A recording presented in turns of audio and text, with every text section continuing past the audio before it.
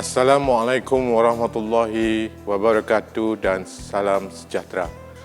Pejam celik, kita telah melalui sebulan Ramadan Karim yang penuh dengan didikan jiwa, kesabaran dan pengorbanan.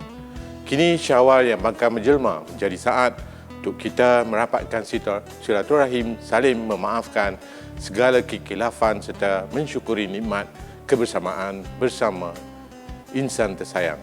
Saya ARTS Dr. Azmi bin Ahmad, Timbalan Ketua Pengarah Pembangunan JPK, mengambil kesempatan ini untuk mengucapkan Selamat Hari Raya Aidilfitri, maaf zahir dan batin kepada seluruh rakyat Malaysia, khususnya warga JPK serta seluruh penggerak industri TVET negara.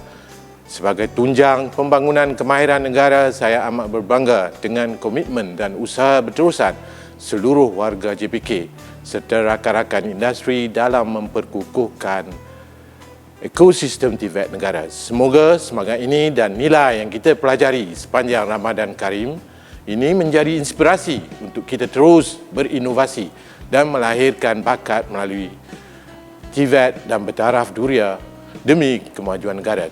Ketupat palas juadah tradisi dimakan bersama rendang dan kuah. TVET diperkasa seiring inovasi. Semoga Syawal membawa barakah. Akhir kata, kepada yang akan pulang ke kampung halaman, pandulah dengan berhati-hati dan hargailah serta kebersamaan bersama keluarga tercinta. Selamat Hari Raya Aidilfitri, maaf zahir dan batin.